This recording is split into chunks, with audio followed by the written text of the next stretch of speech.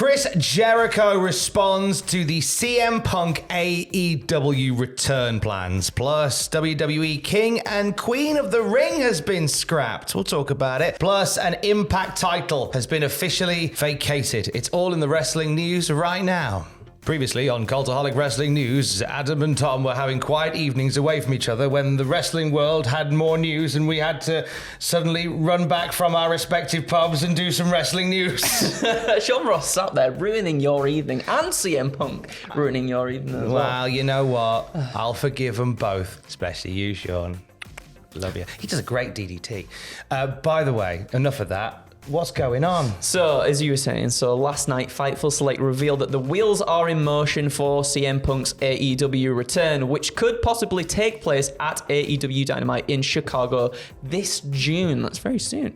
Punk is reportedly interested in meeting with the Elite and Chris Jericho to talk through a comeback. However, the pro wrestling world reached out to Jericho and said, correct me if I'm wrong, but you've always been willing to work with everyone and you always do what's best for business. People are foolish to suggest otherwise. And Jericho quote retweeted that with his reply saying, not everyone. Oh, wowzers. Now, Jericho has been very outspoken about CM Punk ever since the Brawl Out, All Out, Fallout. Dave Meltzer previously reporting in the Wrestling Observer newsletter that Jericho, among other top talents, didn't want Punk back in the locker room at all. And Jericho even saying that he would make sure that CM Punk would not return to an AEW locker room ever again.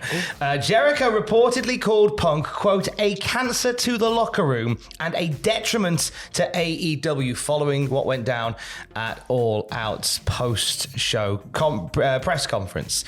So Jericho has been very outspoken about Punk not being part of AEW again, and now all this comes to the fore that a return is in the works, and you kind of got two options here. You can either sort of, stand down, forgive trespasses and move on, or you can double down.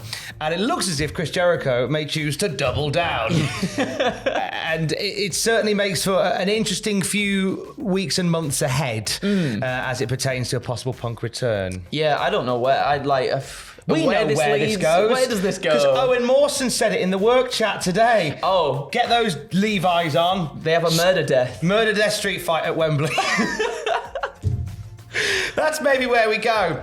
I feel like, because we talked about this upstairs, and with CM Punk and the return plans apparently in motion, according to Sean Ross Sapp and the team at Fightful, there was conversations of, okay, who does he feud with? What's next? And a few people say MJF, and I kind of think that maybe there's something in sort of Jericho and Punk getting their act together, and maybe we get something with those two that maybe kind of bleeds the fiction and the reality a little bit. That's what imitates life. Yeah, that's what I was thinking as well. If the CM Punk return is planned for June, as Fightful say in there, which could possibly take place at Dynamite in June, I wonder if these things going out on the internet is sort of almost like obviously there's truth to it, but also at the same time, as you said, maybe they could blend a little bit of that in there, start planting seeds like, oh, this could be a really good feud when we get back into it, when CM Punk does come back and we see these two people who cannot stand each other coming together to draw in that Mooney. From a good old scrap to a bad old scrap. I think King and Queen of the Ring is done, Andrew. So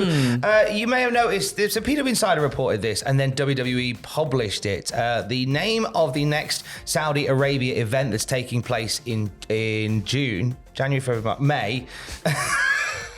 I saw 5 on my sheet and it confuses me all the time. May was going to be King and Queen of the Ring. There were going to be 2 one-night tournaments to crown respective Kings and Queens of the Ring. However, the event has been renamed Night of Champions. PW Insiders say we're told it was a creative choice to change the name, allowing WWE to revive the Night of Champions event for the first time in 8 years and bring it to an international audience. Now, I feel like that kind of draws a line under plans for King of the the Ring. Yeah. And Queen of the Ring, respectively. I think so too. I feel like with the show taking place in Saudi Arabia as well, they always want the big stars there too. Maybe King and Queen of the Ring. It focuses, I guess, maybe not on sort of the lesser stars, but not necessarily the top stars. Not the top tier talent. Yeah, to build to that. Also, I guess this could be a way to...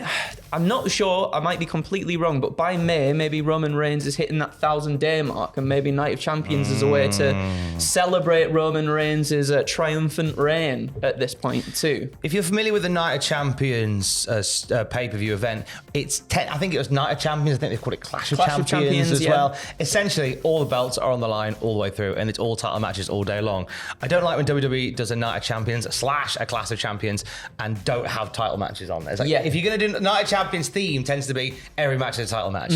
And you've got enough belts, that you could do a whole night of title matches and it'll feel very, very big. Absolutely. Probably do something that celebrates former champions if you wanted to have Goldberg come out and spear somebody. Never say never on that one. But no King and Queen of the Ring. I do hope we see it pop up at some point. I'm a sucker for King of the Ring. I've always loved that format of how you make a star. And I think wrestling fans love it as well. Just the other week, North Wrestling ran the North Cup. Yeah, they did. Which was won by Rio, who is flipping brilliant. Love the work of Rio. And it reminded me, because I was lucky enough to ring announce it, you'll see it on Fight Plus soon. It was a great reminder of how much I love a one-night tournament. Yeah, and I feel as though maybe with Triple H in charge a little bit more now, hopefully Vince is behind the scenes on this, but I was hoping that King and Queen of the Ring would actually mean something again as well. Like lead to something that pushes careers forward and gives them big title opportunities and everything too. Because as we've seen in the past, it doesn't really mean too much of anything when they finally do get that crown and their cape, and then we see them on TV with them for a little while, and then that's about it, isn't it? And then they all just disappear. So hopefully we can get something with a bit of bump behind it. If not, watch the NCL Cup with North Wrestling on Fight Plus. You're welcome.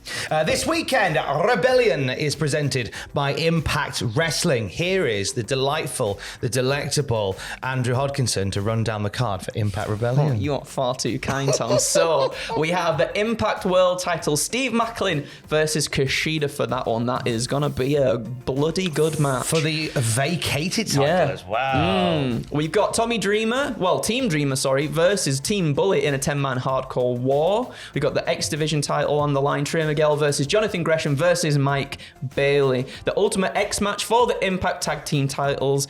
We've got the Bullet Club's Ace Steel and Chris Bay versus the Motor City Machine Guns, which that is going to be a banger as well. We've got the Design, Dina Angels and Callahan versus Joe Hendry, Dirty Dango and Santino Marella. This is a good card. Last Rights match as well, which is going to be ridiculous because we've got PCO versus Eddie Edwards. And we have the Knockouts title, Jordan Grace versus Deonna Purrazzo. Again, another title that is vacated. Yes, we can reveal this morning that Mickie James will not be part of that title match. It was back at Sacrifice. It was revealed that Mickie had suffered some injuries and was unable to defend her title at Sacrifice, but her status would be reevaluated heading into Rebellion, and where she would be possibly added to the match between Jordan Grace and Deonna Purrazzo. However, last night in an empty Impact Zone, in a promo that was shot before the show, Mickie James officially relinquished the Impact Wrestling Knockouts Championship, unable to defend as multiple injuries such as 3 broken rib caps, a slight tear in the shoulder, possibly torn pec as well, means that she's not been cleared to compete. So Mickie James leaving the belt in the ring along with her cowboy hat and thanking everybody for her last rodeo, which kind of leads me to maybe this isn't Mickie James done, surely. I don't feel like this is the right way for Mickie to go out. No, that's it, especially with the title reign this far as well. A lot of people, I think, have been praising it as some of the best work that she's done within her career. And I feel as though, yes, her, vacating the title and going off hopefully to get much more healthy and recover from all these injuries that she's got at the moment as well. Hopefully she comes back maybe to challenge either Deonna Purrazzo or Jordan Grace down the line, maybe in one final effort to try and recapture capture the belt, maybe she doesn't, but she has a banger of a match to sort of like bow out and go out on her own terms, because nobody wants to go out this way, do they? No, not at all. However it goes, we send Mickey James nothing but the best of us at Cultaholic. You're so fine. You're so fine. You blow my mind. More wrestling news throughout the day at cultaholic.com. Keys. I love you, bye.